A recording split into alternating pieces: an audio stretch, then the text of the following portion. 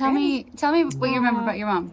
Well, my mom and I was born in St. John's, Arizona, and my mom was born there too. And my dad came from Texas and met my mom, and I was born in the corner of my great grandma's, my grandma's house, and we moved to Holbrook 2 weeks after, and we lived there. And mom had five of us kids, and we moved to Flagstaff, and they moved to Flagstaff in '62 or '63, and they bought a house in East Flag for $12,500, and we came out here, and she got a job working for the Clark family, who was the ones that owned the old lodge at the time, or at least they had it leased. Was it always working with family? Then we moved over here, and mom had married one of my stepfathers, and he had got killed in a car wreck. So she had come out here and went to work for them, and we were staying in the cabins. There was 7 cabins over there and 50 trailer spaces, and we came over here, and she got with Leonard after that, which he was staying over at the old lodge, and Leonard Walker was my other stepfather, and they came over here and had a trailer sitting there. They had an old Airstream. It was a '61 Airstream. But anyway, they had that trailer, and they stayed here, and Mom and I started working, but Leonard was working off on the reservation or down in the valley. He was a contractor. Mom and I would start working all day and all night till almost 10 or 11 at night, jackhammering, and Just she was right behind me with the shovel. And like I said, it took us 2 years to build this place. And he had given this property, and it had been Arizona Rancheros or something, and to his son, and he couldn't get it past the board of supervisors to build. Mom and I started building this place, and we started in '74, and we were open in June of '76. 1976. Grammy. This was hard. She was a much harder worker than I was. She would do anything harder and everything. than anyone, I think, ever. Like I said, what woman would sit there behind her boy and shovel out rock? And the worst All one, for a dream. there was two places that were the worst. Coming from the box over by the brick house to the back of the store, that was the hardest Malapai rock. And then there's a rock in the middle of the road up here that we actually ended up going around because we couldn't chip it. So what are your memories of her in the store with like customers? Would they I mean, I'm sure she knew the history of the lake and the fishing spots. Would people talk around her, or did they want to get it from her?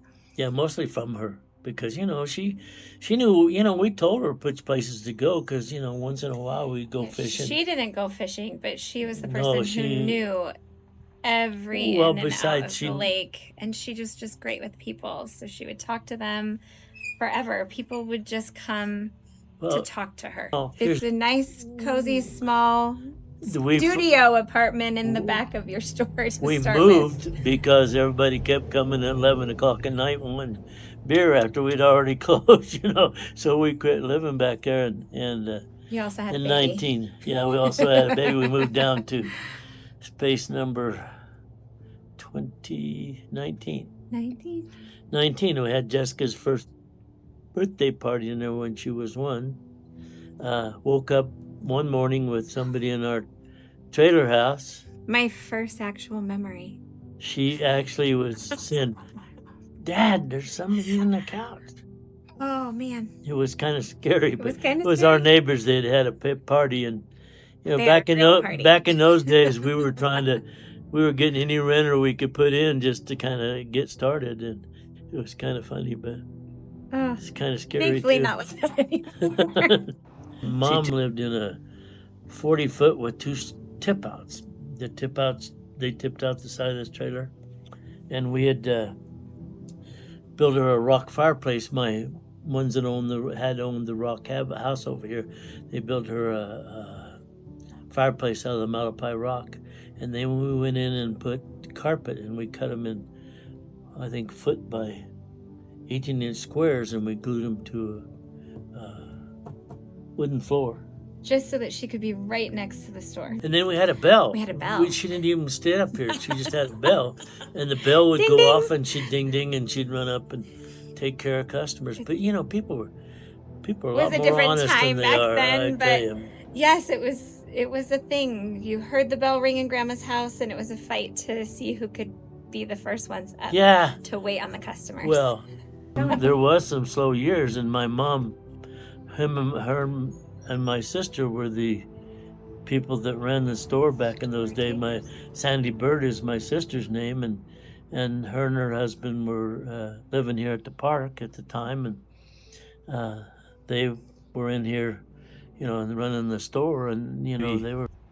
Your grandkids would come and work with you. This is a bring your family to work all the time place. So, what's it like to bring your kids and your grandkids to work? I tell you what, because my grandkids have all grown up here. The ones that I've had, and I have Judy and I have, and Becca is one of my granddaughters. She's interviewing right now for the dog pound. She's going to take care of, hopefully, the cats. You have grandkids from the age of 21 down to 2 years old. Yeah, I have Adeline, who is my super grandkid. I carried her around to her. I mean, she was. She could work. She could run this place by herself because she's her mom and her dad have taught her how to do that. And she's now 21, and she's learned to be a mechanic, which is okay. Because I'd never seen her get in grease until she decided to be a mechanic. Oh, the joy. But how many of your grandkids have worked behind that counter at some point in time? I don't even know, but almost all of them, I think. Yeah, I think at really. one point in time or another. Becca came up and helped every child has been behind that counter. It was their favorite. I couldn't keep these ones she's got now. If my mom was here, we can't keep him out of the store anyway. So kids and now the grandkids, what did you always tell us that we would get for working? How do we get paid in this family? Well, we got when Jessica was working for me. How do we get paid in this family? As a family, it was always ice cream. Oh, that's true. God, I forgot. I used to get. We had ice cream. That was the family bribe. And I'll tell you what. Hey, if you go scoop water dogs, you can pick an ice cream. Jessica, growing up in the store with your Grammy and your dad. I can remember her driving in my truck when she was not very big, and she used to go with me on all my hauls. Oh, that's true. And then most of the time she was babysit right in that room in there with my mom. I went everywhere that Grammy went. Yeah, any place Grammy went. Wherever Grammy went. Grammy's was the shopper. She was my second mom. So I learned everything about this store from Grandma. Yeah. And it was kind of different at first because, like I said, we just had the coolers. We didn't have the walk-in. Oh, yeah. So, everything was right there and everything was open. And gosh, I remember selling lots of beer, and lots of red and white lures. And my mom was really good about approaching people and showing them what they needed because, back in those days, people were buying a lot of little lures. But that's what she did all day. Spend a lot of time. She would invest in all of our customers. She really wanted them to have the good experience.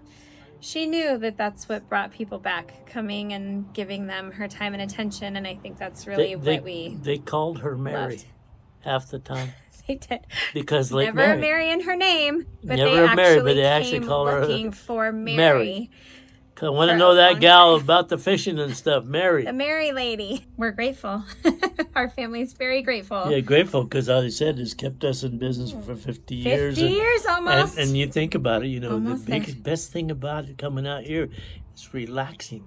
Yes. It can be no matter what you do, camping, fishing, fishing is not catching. Fishing is just getting out there and enjoying the camaraderie. That's the key. Maybe you have a beer, maybe you have a pop, whatever you like to have, but you're out there, you're relaxed. I mean, I think you watched more people than you caught fish. My secret to my whole life has been watching. I love watching from people. The porch, from the lake. Any lots place. Of people watching. Oh over my! the years. I used to sit up there by the dam and just watch all those fishermen, and you could see a little guy catch a fish, make your whole life, because he's nothing like a first catch. First catch, the community that you guys have created, and the family dynamic of all your residents and all your guests. Like I said, we've had some characters, and we've had some really good people.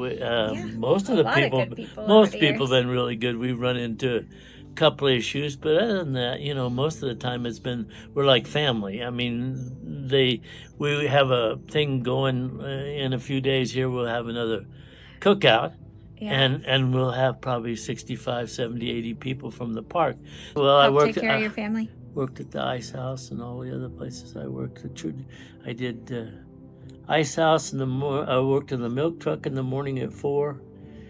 Got off to play football. Went to work 6:30 at the restaurant. Washed dishes, and 2 nights a week we mopped and waxed the floors. So that was 10 or 11 o'clock at night. A lot of long days you've put in. Yep. A lot of long days. I think that's why I'm so crippled up.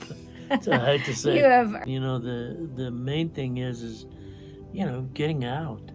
The thing about it is getting up on the lake or around the lakes or taking a drive. There's a beautiful drive from here to down at the junction. There's all kinds of stuff. Like I said, my brother's seen a bear down there. I've seen all kinds of eagles. Elk and stuff are just real plentiful when you get down about 30, 40 miles, and the eagles and stuff, watch for them, because a lot of times when you got water, I could tell you a funny story. They were up here putting power lines in one day, and my dog had got into, I had a big black, he was a chow dog, and he was a big black dog, and he got to fighting with a porcupine. So he had quills all over his faces, and all those APS guys were over there working, and they're all running away because he thought he had rabies. So it was kind of a funny thing, but we've had several like that. I wouldn't trade those days for nothing. No. I still see Noah every once in a while. Uh-huh. I haven't seen Dale for quite a while, but we had we had a hailstorm in here that actually the hill were the size of a hockey puck. I had every roof in here has been replaced. Here. Yeah. It went Sound like through some trees Oklahoma and weather. windows. Every car in here. They just went through windows, and actually she had her car parked right there, and they bounced off her car, went through the windows there, and then it went to. They had to take the roof off of her car to fix it. It was a long day for being part of my life. Why can't you get out? Can I get a small? And I was like, You bet, man. Thank you, Andy. Family must have spent so much change in that store with us, like 5 times a day. We need change. Well, we have time. Time is the answer to everything. You got to take the time to enjoy life a little bit, because if you don't, it's going to be just like me. It pass you by. But you've enjoyed your life. Oh, I've enjoyed it. Thankfully. Every minute. I got some friends that I just don't know what to do with it, and they all come and see me every once in a while. Yeah, we're grateful. Okay.